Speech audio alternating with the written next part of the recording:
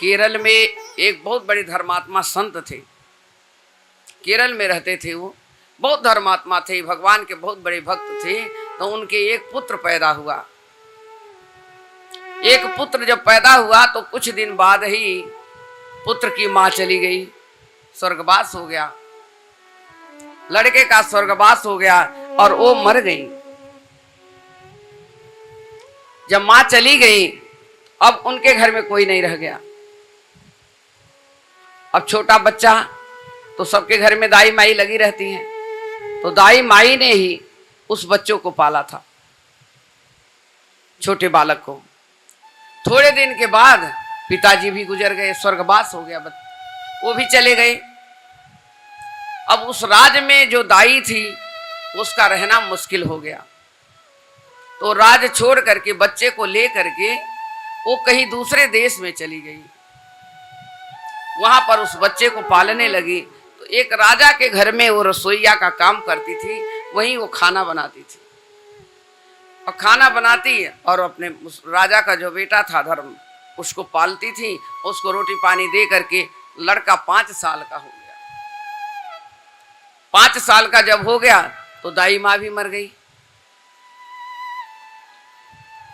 अब दाई मर गई तो कौन पाले? बालक अकेला, कोई आगे पीछे नहीं दिख रहा। तो जिस राजा के घर में वो काम कर रही थी, उस घर में अब लड़का जाएगा तो कहाँ जाएगा? अब उसको नौकर बना दिए लोग। 5 साल का बालक जो भी कहते वही करता, राजा के घर में नौकर बन गया। तो एक दिन कोई ज्योतिषाचार्य आए, बड़े विद्वान आए राजा के महल में। राजा के महल में आए, राजा की एक पुत्री थी, विश्वा नाम था उसका। तो राजा जी पूछने लगे, ये बताओ मेरी पुत्री के कैसा वर मिलेगा, इसके भाग्य में क्या लिखा हुआ है? तो विद्वान थे पंडित जी, और बालक तुरंत ही पानी लेकर के आया, लाओ पानी पिलाओ। तो चंद्रहास नाम था, बच्चे का नाम चंद्रहास था। चंद्रहास पानी पिलाओ विद्वान को। इतने में वो लड़का पानी लेकर के, जल लेकर के जैसे आता है और पंडित जी के सामने, इतने में पंडित जी कहते हैं कि यही जो लड़का है, इसी से तुम्हारी बच्ची का ब्याह होगा। अब राजा को बड़ी गलानी हुई, मैं राजा, मेरी पुत्री राजकुमारी और ये हमारे घर का नौकर, इसके साथ हम शादी करेंगे? इतनी मन में गलानी हुई। पंडित जी आप क्या कह रहे हो? बोले इसके भाग्य में यही पुत्र लिखा हुआ है, यही इसका आपका दामाद बनेगा। बड़ी गलानी आई उसके मन में, अब क्या करूं? तो धृष्ट राजा था, महादुष्ट था, पापी था। अपने अनुचरों को बुलाया, सेनापति को बुलाया और कहा कि एक काम करो, इसको ले जाओ जंगल में, मार डालो इसको, न ये रहेगा और न मेरी पुत्री का ब्याह इससे होगा। तो अब देखता हूं क्या इसके भाग्य में लिखा हुआ है। सेनापति आए, सब 4, एक सेनापति, उनका अंतरी मंत्री जो थे, सारथी, सारे बधिक उसके साथ लग गए। राजा का भाई आदेश हुआ है, तो अब बच्चे को घोड़े पर बैठा लिए और ले जाकर के जंगल में ले गए। तो लेकिन धर्मात्मा का पुत्र तो धर्मात्मा ही होगा, भगवान का बहुत बड़ा भक्त था वो। एक दिन पूजा कर रहा था लड़का, और पूजा करते करते ध्यान में मग्न हो गया। तो उस समय नारद मुनि आ गए।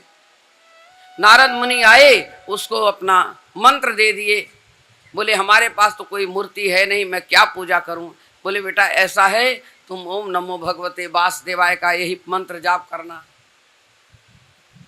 ओम नमो भगवते वासुदेवाय करते रहते हो। चंद्रहास जी छोटा बच्चा 5 साल का, और नारद जी ने क्या किया, एक मूर्ति स्वरूप जो था उनके हाथ में दे दिए।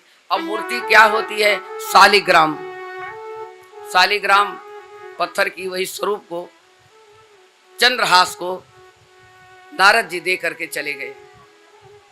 नारद जी दे दिए अब इनके पास कोई घर नहीं, कोई वर नहीं है, तो कुछ भी नहीं था। समय प्रतिकूल कब हो जाए कोई किसी को नहीं जानता, कोई समझ नहीं पाता। बालक के बुद्धि नहलाते, उसको नहला धुला करके और उसमें तुलसा जी लपेट लेते, और कहीं जगह नहीं मिलती तो अपने मुंह में रख लेते। बस चंद्रहास पूजा किए, नहलाए धुलाए, तुलसा जी लगाए, अपने मुंह में लड्डू गोपाल जो मतलब शालीग्राम जो थे उनको मुंह में दबा लेते, वही स्थान बना लिए। कहाँ रखूं? भगवान को नीचे रख नहीं सकते, हमारे पास कोई घर मंदिर है नहीं, बस उसे मैं अपने रख करके अपना जो जो कहते थे राजा जैसे करवाता था वही काम लड़का करता था। अब लड्डू गोपाल तो मुंह में ही है, और बधिक जो है साथ में चल रहे हैं मारने के लिए। जंगल में ले करके गए तो कहने लगे, देखो तुमको आदेश दिए हैं राजा जी, हमको आदेश दिए हैं तुमको मारने के लिए। तो चंद्रहास कहता है, कहने लगे, देखो राजा का आदेश सर्वोपरि है, आप मानिए, लेकिन 1 मिनट सुनो, मैं थोड़ी सी पूजा कर लूं तब हमको मारना। भगवान हमारे यहाँ नहाए धोए नहीं हैं।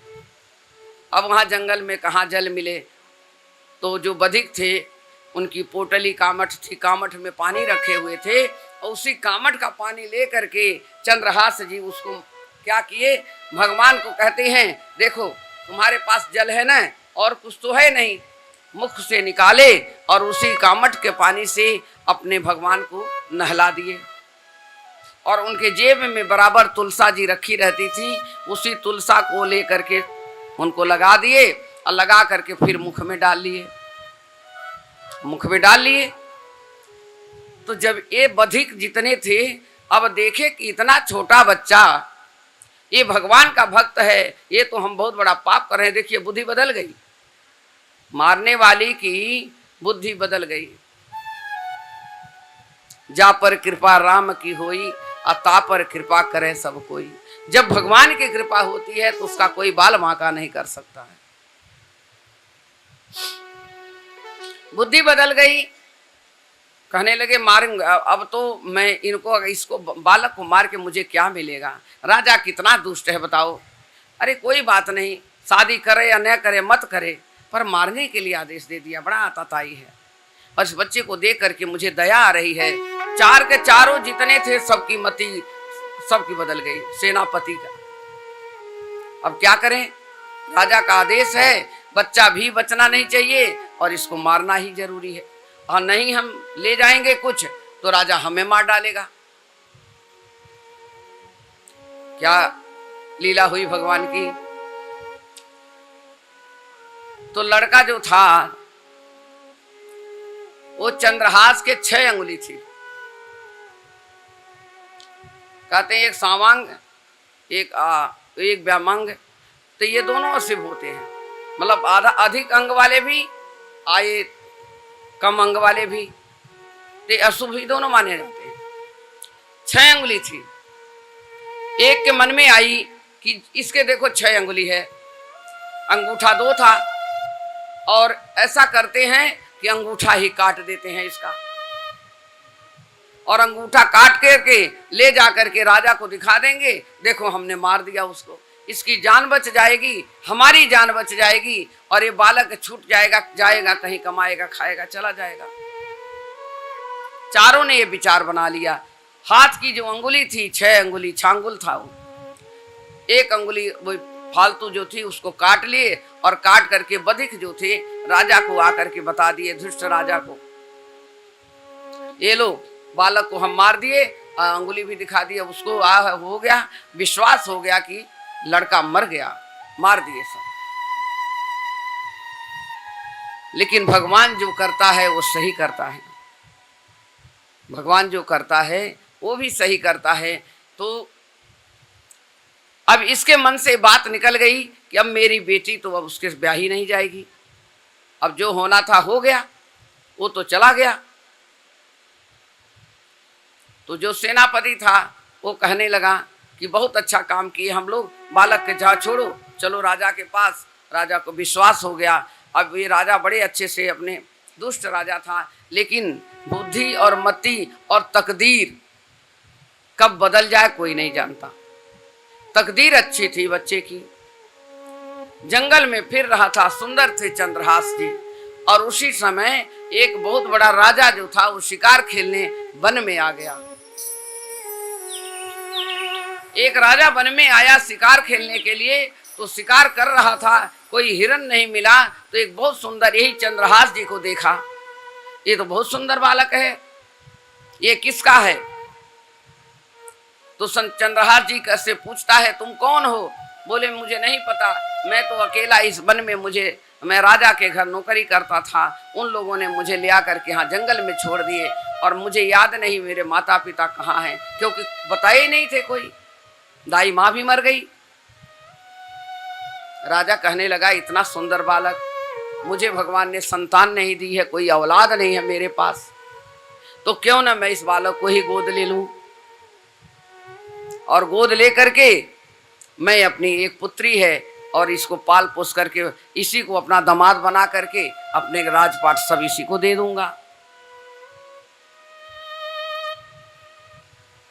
नहीं, पुत्री तो इसकी थी विश्वा, उनकी औलाद नहीं थी। उन्होंने इस बच्चे को गोद ले लिया, बोले बेटा चलो हमारे साथ, अब हमारे राज में चलिए। तो एक राजा दूसरे, तमिल नाम था उनका, राजा जो था वो दूसरे राजे को कर नहीं देते हैं, मतलब राजा लोग राजा को कर नहीं देते हैं। अभी बड़ा हो गया, लालन पालन अच्छा, बहुत बड़ा हो गया। अब बालक जब बड़ा हो गया तो कर देने की बात आई, तो जो दुष्ट राजा था इसको घर से निकाला था, वो कर लेता था पूरे इलाके का। पर जब वो राजा हो गया तो कहने लगा कि भाई हम क्यों देंगे कर, सेनापति कर लेने आए तो उन्होंने मना कर दिया। तो जो ये बच्चे को पाले थे चंद्रहास को, वही बालक जितनी सेना थी उसको मार के भगा दिया, युद्ध किया, बलशाली हो गया, अयुद्ध करके सारे सेनाओं को भगा दिया। अब ये हुआ कि भाई उस राजा के पास तो कोई औलाद थी नहीं, तो कौन ऐसा राजा, कौन ऐसा है जो बलशाली है, कौन किसको सेनापति बनाया है? तो किसी ने उस युद्ध में जो आए थे इनके सेनापति सब युद्ध करने के लिए, वही कहने लगे कि एक राजकुमार है, बहुत सुंदर है और बहुत बड़ा बलशाली है, उसके द्वारा ये युद्ध हुआ है। तो दूसरा कहने लगा जो होता है वो बहुत अच्छा होता है, भगवान जो करता है वो सब अच्छा करता है। अब भगवान जो करता है सब सही बात है, अच्छा करता है। तो राजा आया सामने, सेनापति कहने लगा जो प्रभु करते हैं वो अच्छा करते हैं। अरे दुष्ट कहीं की बात क्या थी, गन्ना को जब खींचते हैं तो चेफ लग गई, राजा के गन्ना चूस रहा था तो अंगुली में उसके चेफ लग गई और उससे ब्लड निकल गया, खून निकल गया। सेनापति था वो कहने लगा जो करते हैं प्रभु अच्छा करते हैं। राजा को गुस्सा आ गया, मेरे को तो चोट लग गई और ये कह रहा है कि जो करते हैं प्रभु अच्छा करते हैं, ये कैसा? तो फिर कह रहा है कि सही बात कह रहा हूं, जो करते हैं प्रभु अच्छा करते हैं। राजा को गुस्सा आया, अपने सेनापति को उठा कर ले जाकर के कारागार में डाल दिया, कारागार में चला गया।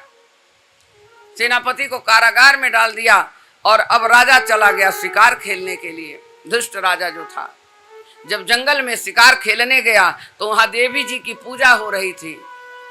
अब वहां बलि चढ़ानी होती है। राजा की एक अंगुली पूरी कट गई, 5 से 4 हो गई एक हाथ की।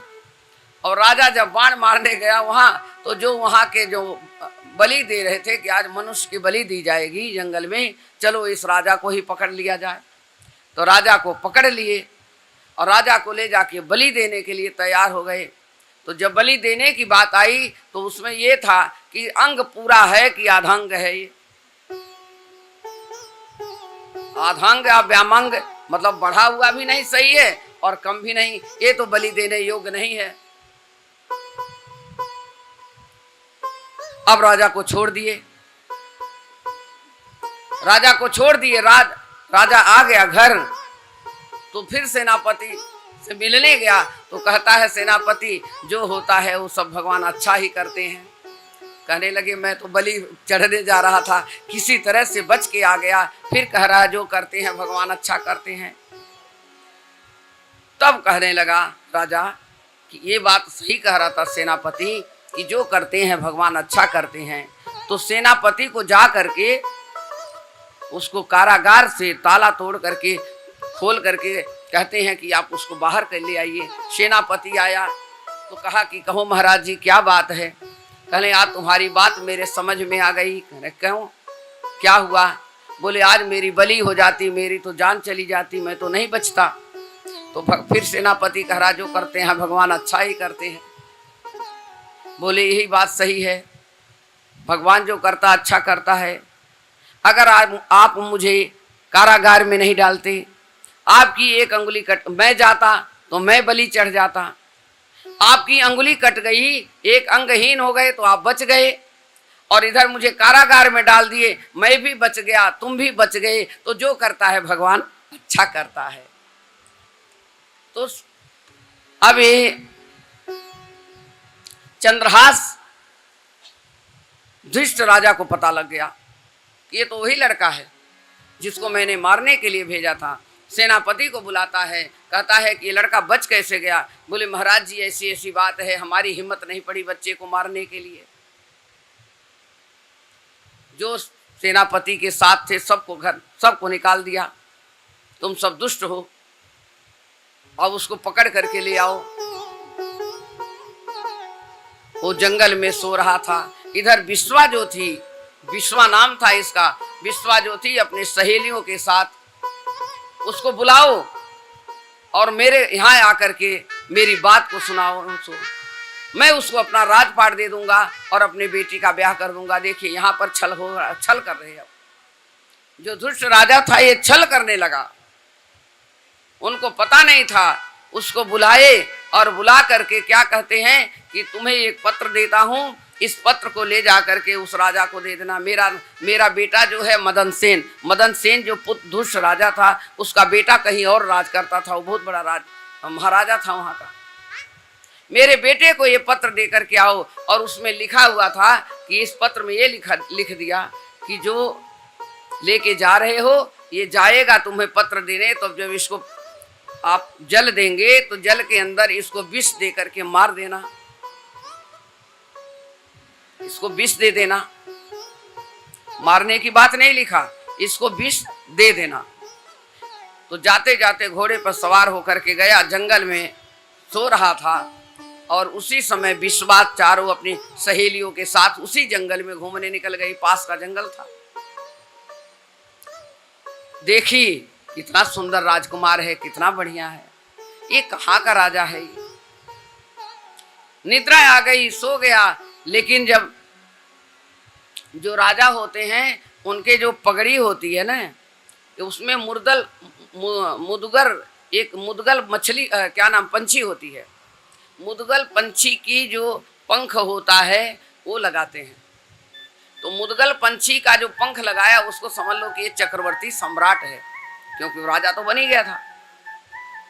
तो कहने लगी ये तो चक्रवर्ती सम्राट है, और कौन राजकुमार है इतने सुंदर।